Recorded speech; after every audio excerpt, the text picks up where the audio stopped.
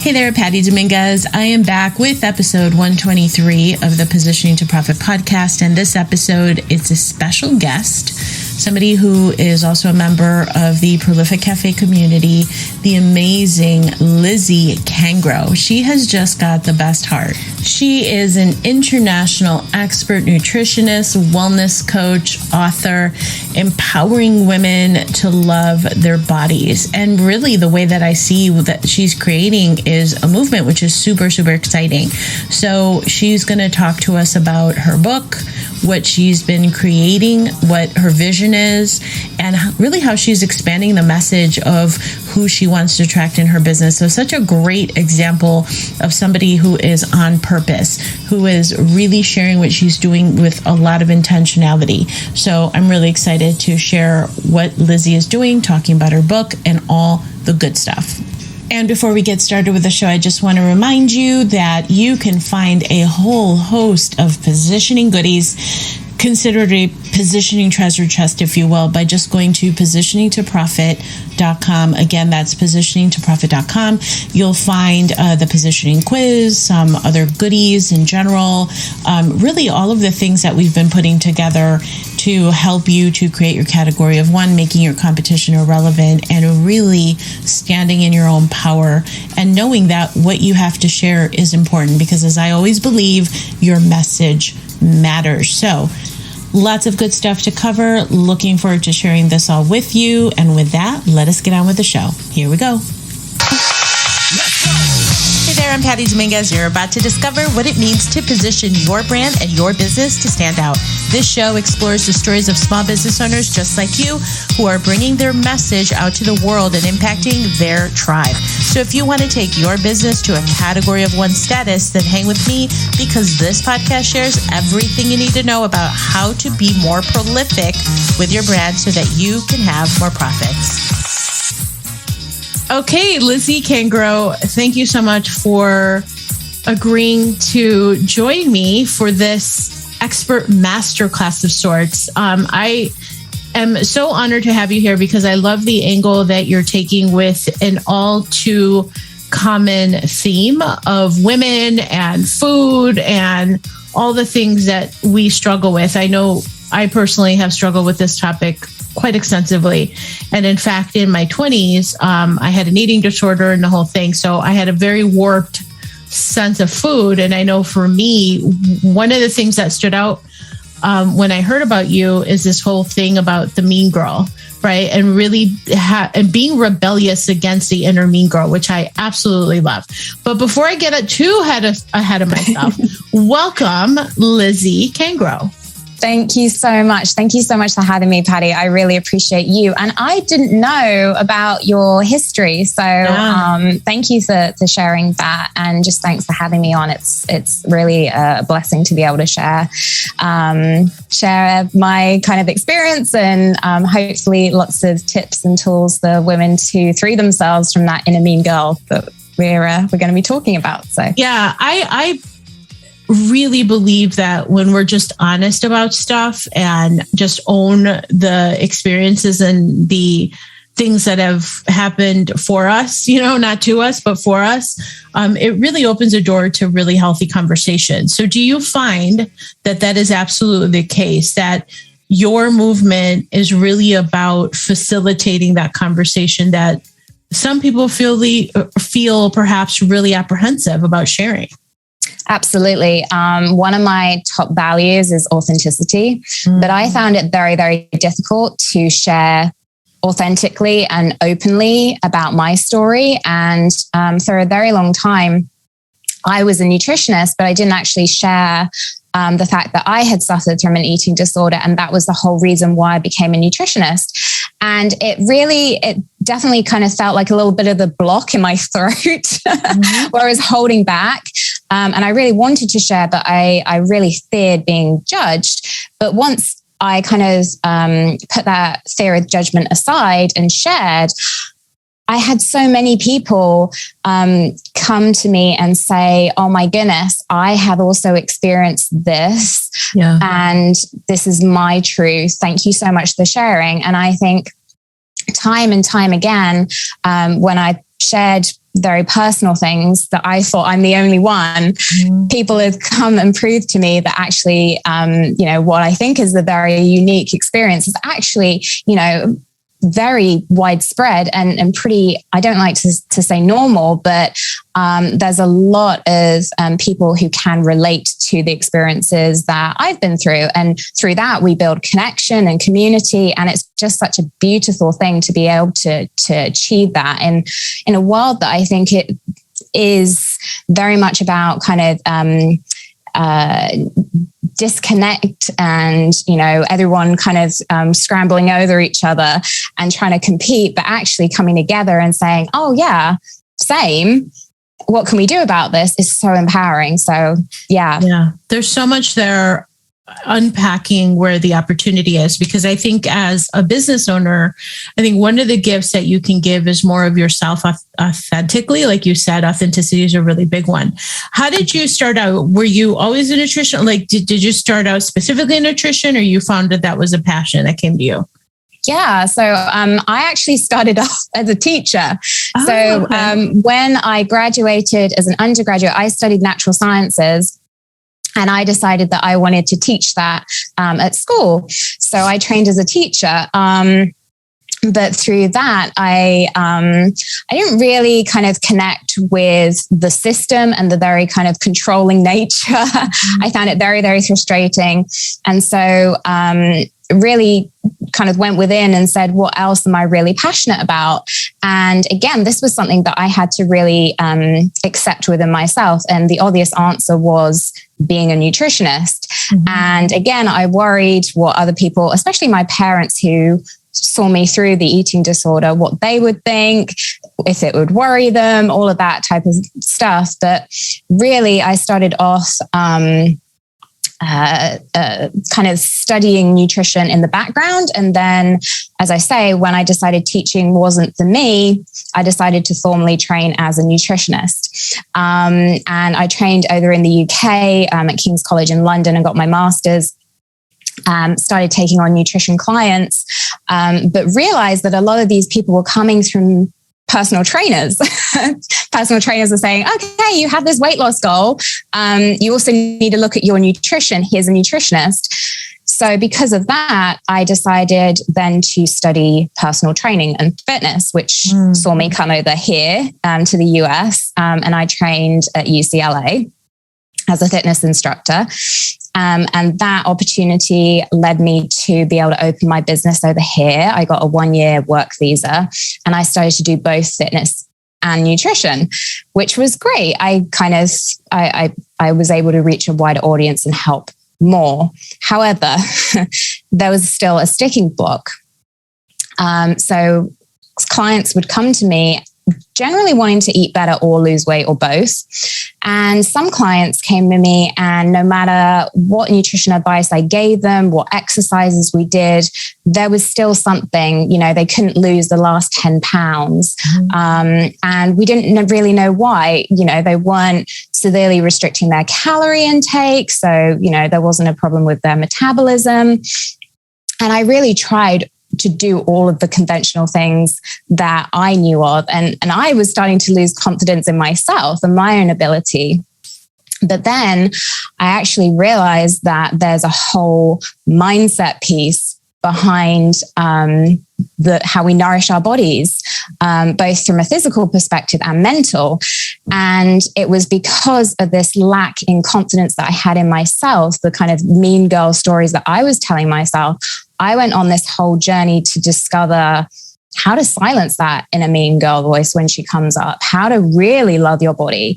Because from my side, I was walking the walk and talking the talk when it came to how I was nourishing my body, finally, after so long as suffering through, the physical abuse. But I was still mentally abusing myself. And that's the missing piece that I was finding with clients as well.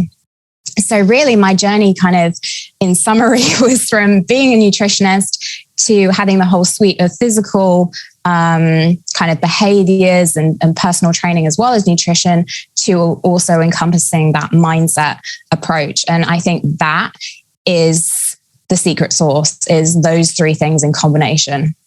So is that in essence what you are hanging your hat on in terms of where you can stand out? So in essence, the positioning side of it. Absolutely. Yeah. So what I see a lot online, and also now when things are opening up, there's still a lot of diets out there that don't actually address the stories that we tell ourselves, the personality traits that we need to be in order to get to where we want to be. And to me, that is very, very frustrating. And I think a lot of people are really frustrated with it themselves. You know, clients say, I really want something that is sustainable. I really want something that is enjoyable. And I really want something that's going to take me out of this dieting, yo-yo dieting. And to me, it's very much a case of, all right, well, have you considered your identity? Have you considered the type of things that you're telling yourself, the shame, the judgment? You know, what are you telling yourself when you look in the mirror? All of those things. And people go, oh, no, not really. So I work on that a lot with clients, in addition to the physical and the very kind of like habit formation. It's a mindset piece as well. That is so good. Okay, so you just launched a book a couple months back. Congratulations on that, because everyone's got a book in them. And I know that it's such a labor of love to create a book. So you must feel very, very proud of the product. I love the cover, by the way. It's just absolutely gorgeous. It definitely stands out. So is this philosophy included in your book as well? Yes. And thank you very much for saying all of those lovely things about my book, because I am very proud of it. And I think I surprised a lot of people because I wrote it really quickly. I wrote it within a year, and I wrote it because I had this really strong sense of this needs to come out into the world, and I'm doing other people a disservice if I don't get it done. So, I also surprise people because in it, I don't talk very much. 2 of the rebellious acts, so each chapter is a rebellious act. 2 of the rebellious acts are to do with nutrition and movement. The other 10 are all to do with mindset. So things like letting go of comparison, being vulnerable, forgiving yourself, having a cheer squad, all of the things that really support those physical aspects of wellness. So what you're in essence saying is it's in the 80-20 rule, right? Where 80% of what you're saying is like all mindset. Mm-hmm. Absolutely. And again, you know, that's something that I don't think we're really seeing. Maybe we're seeing a little bit of the mindset kind of as a afterthought, but not front and center. And to be honest, the first 2 chapters of Reclaim the Rebel is literally getting to the meat of it and sort of like saying, have you actually considered, what type of person you are, you're being, and the type of characteristics that the person who already has what you want, and the stories that they're telling themselves, what they have. And I've had clients kind of come to me and say, I did the exercise and all of a sudden I found myself in the middle of the supermarket, in the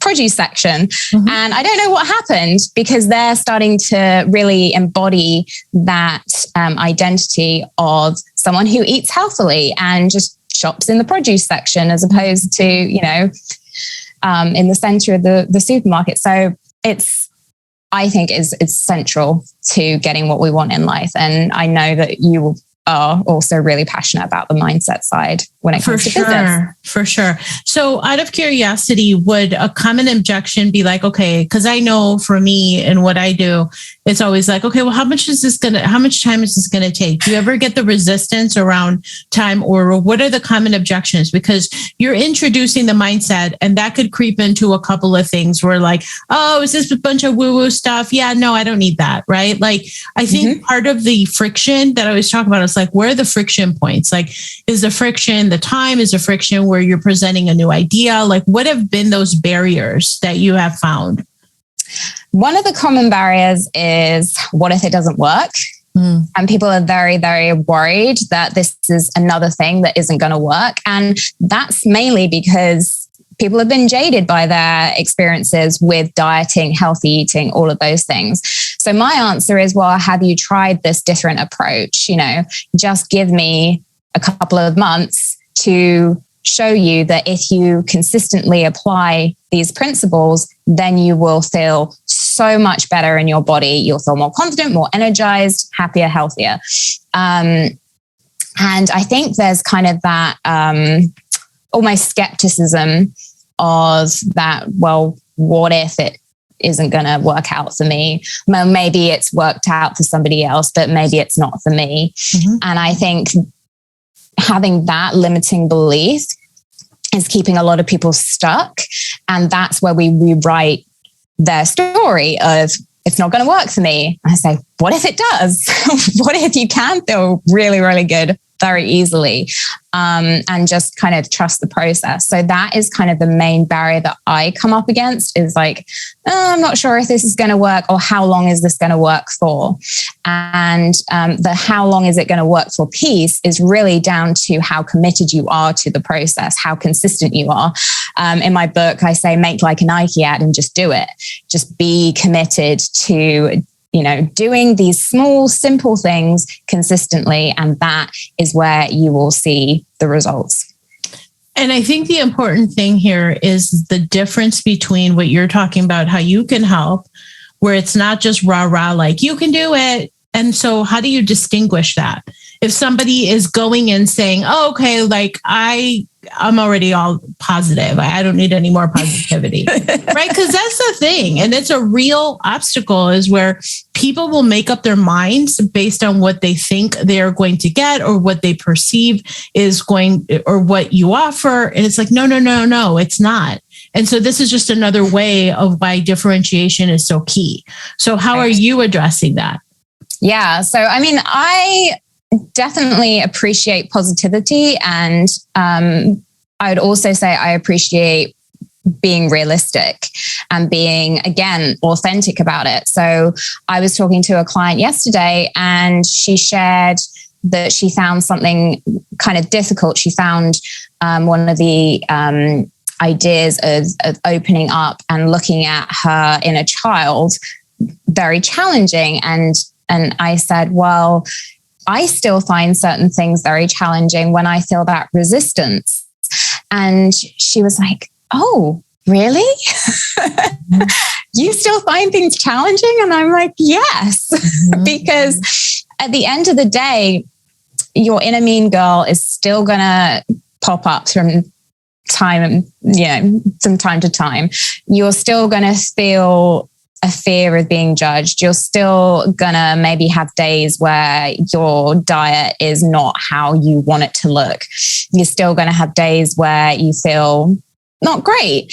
But once you go through this process, it's how quickly you move through those days and those feelings. And so what is different, I believe, about me is that realism. I'm not saying I'm going to get rid of all of your insecurities just in 12 rebellious acts. What I'm saying is that through these rebellious acts, you'll have a toolkit that you can use for life, so that you can align yourself quickly and consistently with feeling good. All right, we are about halfway through with the show, and I wanted to stop by with a question for you. Do you consider yourself smart, driven, and in control of your life, but for some reason growing your business is this strange exception? Or maybe you are able to start projects, but then quickly go into procrastination mode because you're not quite sure if you got it all right, or finding yourself avoiding figuring things out because you're not sure if you really have what it takes to grow your business. Think about it. All this self-doubt, imagine what it's costing you. And some part of you thinks, am I able to do this entrepreneur thing? Listen, sis, I get it. I really do. More than you can imagine. So what I know now is that after doing this for over 9 years, working on your internal repositioning, so to speak, is how you get past this. It's working with your higher self tapping into more of that superpower, really owning it. So I put together this 21-day challenge. It's called the Meet My Higher Self 21-day challenge, so that you can discover what I call the triad of her success. It's the 3 key areas that you absolutely have to have in alignment in order to create the success that you desire and deserve. So the challenge is designed for super busy people in mind. The structure is easy, bite-sized action steps, audios, everything that you need for 21 days so that you can finally release this feeling of overwhelmed, or maybe it's a stress or the procrastination or just mind yourself in general. So go to meetmyhigherself.com to find out more.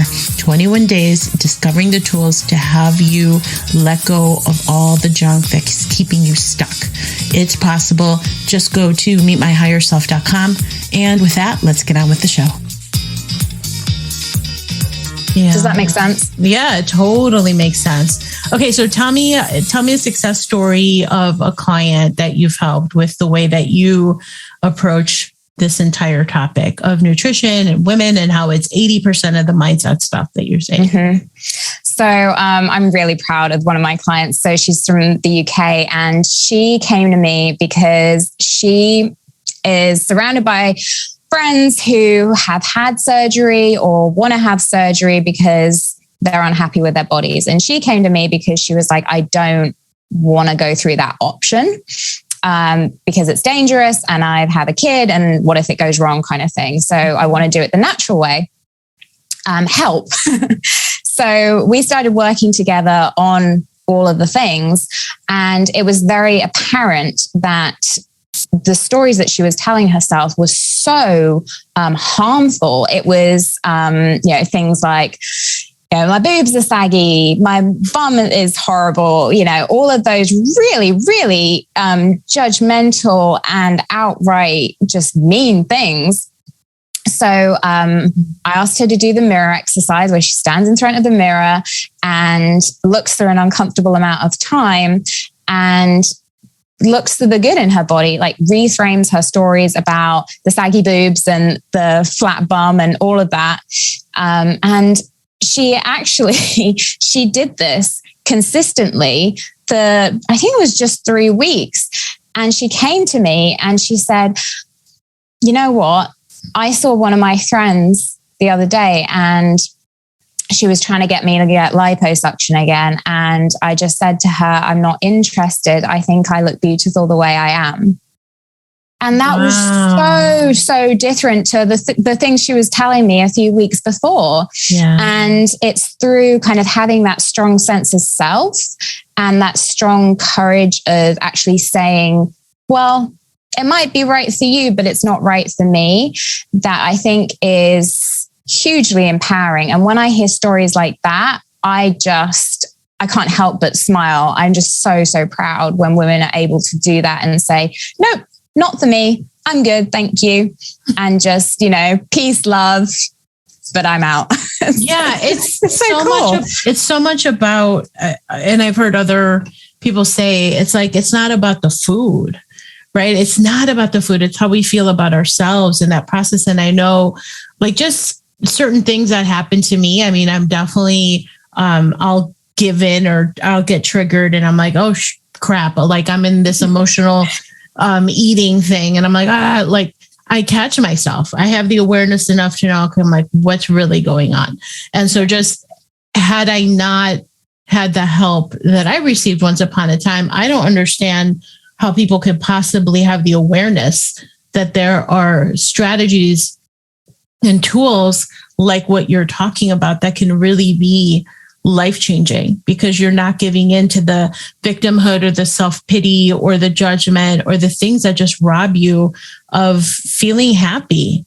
Because it's like, isn't that what we all want? Like, we just want the default setting of being that baby, the happy baby, so to speak. And I just think it's so massive what you're doing. So question for you. I know that you and I have talked because you're in our community, but have you really recognized like the opportunity for community for yourself? Is that something that is really intriguing to you?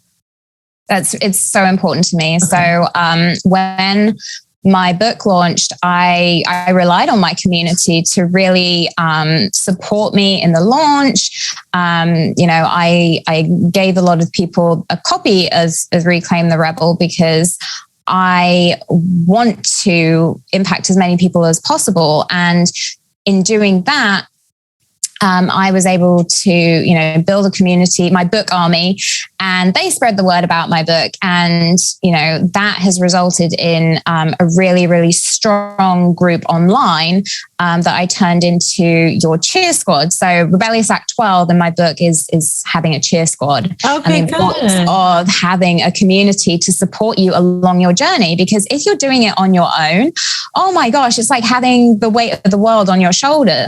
So when you offload and share that, it just feels so freeing.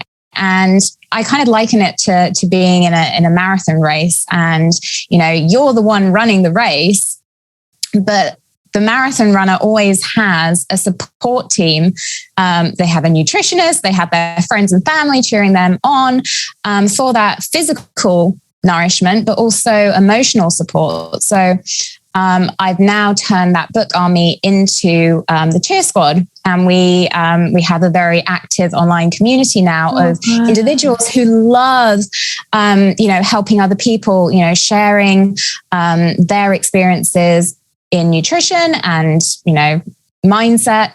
And it's been really, really rewarding to kind of establish that, and really the springboard to where I want to go next in terms of group coaching, because I think it's really, really powerful to have that cheer squad. It absolutely is. And it sounds like you have the makings of it. So that is so, so good.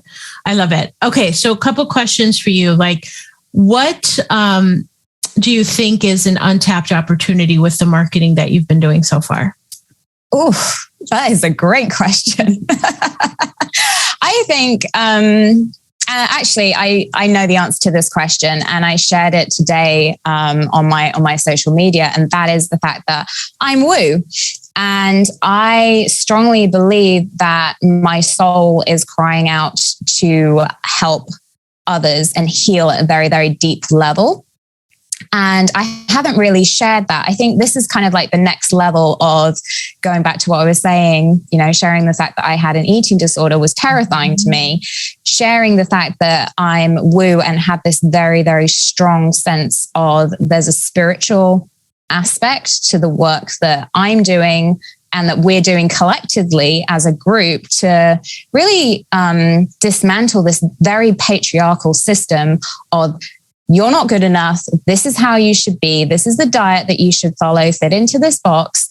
That work comes from a very, very deep soul level and a very long history of our ancestors having to suffer from that. So actually sharing that with other people and being open about that is something that I think is really, really important to me. I think that'll be huge. Yeah. It'll be huge. I see more of the storytelling, more of the real world stories. I mean, these are the things that become captivating, that I know that people will start to remember you for that story or for that one incident, and the relatability. So that's going to help you really stand apart, because everything that you're saying, it has everything to do with, like, again, I'm doing the 80-20, like 80% is mindset. I think like really hanging your hat on how that's such a big component of it. It's everything. It's everything, because you can grab the foods to eat and eating the perimeter, don't eat packaged foods or junky foods and stuff. They can get that anywhere, but the relationships that they can create with you because you shared so vulnerably. And I love that authenticity is one of your core values. I think that's so in alignment with where you could take your brand, especially as you're stepping more into sharing more of the woo stuff, right? So that's going to be really key for your growth. Yeah. And actually, I have someone from my cheer squad to thank for sort of bringing that to my attention, because I was talking to her the other day and she said, I really enjoyed your book, but something that I didn't notice was the spiritual side. And we had, I think it was like an hour and a half phone conversation about the spiritual aspect of self-love and loving our bodies. But she said, you don't go deep into that very much. You kind of, you touch on it, but you're not kind of going deep into it. And I think that is important for a lot of women. And if it's not, then that's okay. I've kind of accepted that if people are kind of like, whoa, that's a little bit too woo, then I'm not the right person for you. And that's okay.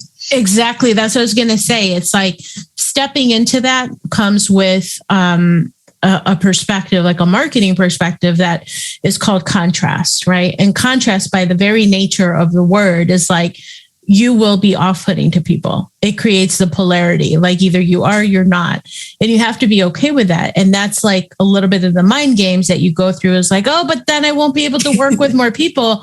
And as you know, that's simply not the case. But the more you refine the message, the more you'll be able to gather the cheer squad, gather the community, gather like-minded people that are going to grow with you. And so I think that's a huge opportunity for you, is just stepping more into the woo. And I almost think that there's a second book in you. I mean, yeah. No pressure. Not to add more to your plate. Oh my gosh. So I can't. Yeah, it's really, really big. Yeah, it's exciting. It's really exciting. And I definitely, I loved writing Reclaim the Rebel. It was such a fun process for me. That's kind of like my creative outlet is writing. Mm-hmm. And so I definitely think another book would be amazing. Maybe not right now, maybe like in a year or so. But yeah, definitely. I think, if that is how I find my voice and how I can help other people, then for sure, like that's what my soul is asking me to do. So absolutely. That's so good. Okay. So out of curiosity, what would make this a great year for you, Lizzy? So from a personal perspective, I have been getting my green card visa and I just obtained it. So now that the world is opening up, both from a global perspective, but personal perspective, because you're not allowed to travel once you're applying for a visa. Now that I can do that, we're going to go home to England and visit my parents, but also visit Glastonbury, because that is a sacred site. It's where the Michael and Mary ley lines meet, I believe. So that is definitely on the bucket list. I would love for that to happen. From a professional side of things, as I mentioned, my group coaching program is launching in March. Mm-hmm. So I would love for that to be an expansive experience where I can help lots more women just achieve that unconditional love for their body, continue to see lots of people benefit from the book.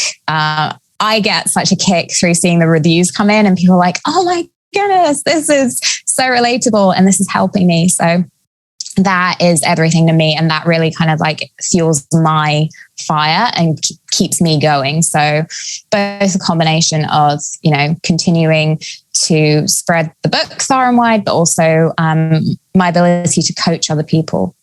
Oh, that's so good. So person, place, or thing, what is something that inspires you deeply? Oh, good question. Person, place, or thing.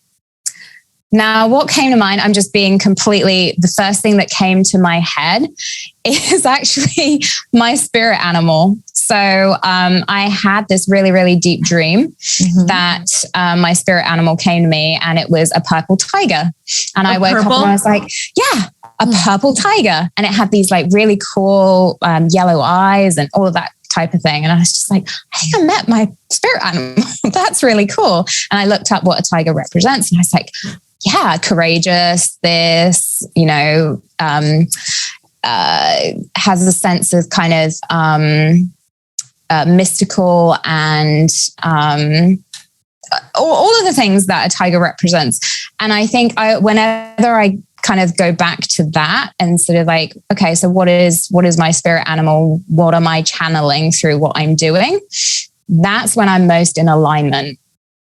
If I can embody the characteristics of a tiger, fierceness, but also the softness and the just not necessarily external beauty, but beauty of the tiger. That kind of that poise that a tiger has in what it does and how it moves and what it represents. If I can go back to that, then that's what inspires me to create what I create. So I love that. That was kind of like my off the cuff intuition. It works. I envisioned it. So what's your idea of perfect happiness? So perfect happiness to me is having that sense of inner peace that we were kind of talking about, being completely okay with who you are, what you look like, your personality, just pure self-acceptance, being able to set healthy boundaries for yourself. That's huge. And being in an environment where you feel loved, safe, and just able to kind of express yourself freely and fully, and just be. Love that. There's no striving for anything. It's just, this just feels good. I'm just going to enjoy, be in the moment. Love that. And after all is said and done, what do you want your legacy to be? I love that question. And I think my legacy is the girl who set the diet industry on fire. I love that. And had a battle cry of reclaim your right, reclaim. Yes, my little. Yes, I love that. That's my salute. Yes, I love that. All right. So Lizzy, how do people find out more about your book, your group coaching? Please feel free to share away. Thank you so much. So the best place to find out everything about that is my website, Nutrition by Lizzy, Lizzy spelt with a Y.com. There you'll be able to find out about coaching, the book, and also get a ton of resources that I share in my blog, and recipes and all of those kinds of things. And then if you want to connect on Instagram, that's probably the best place to, just follow me for tips and ask me questions. I love questions, even the hard ones that you've been asking me, Patty. Then that would be the best place to go find me. And again, it's at Nutrition by Lizzy. At Nutrition by Lizzy and nutritionbylizzy.com. Make sure to grab your copy of your book, Reclaim the Rebel by Lizzy Cangro. Thank you so much for this time that you shared with me. I am so excited for you, and I have no doubt that your vision is just unfolding before you because you're tenacious and you just are so heart-centered. I have no doubt. So thank you for sharing. Thank you. Thank you so much, Patty. I really appreciate you and everything that you do. Likewise. Thank you. Hey there. Thanks for checking out this episode of Positioning to Profit. Please leave a review if you have gained a benefit from this episode. I appreciate it greatly, and I will give you a shout out on the show as well. I so appreciate the ratings and reviews. Okay, also for the positioning extravaganza, head over to positioningtoprofit.com. There's lots of goodies over there. It's a treasure chest of freebies as well as beautiful courses that will help you to establish your category of one and move your brand forward. And again, connect with me over on socials or on Facebook, Instagram, LinkedIn. I'm on the socials. So I hope to connect with you there. And I look forward to catching up with you real soon.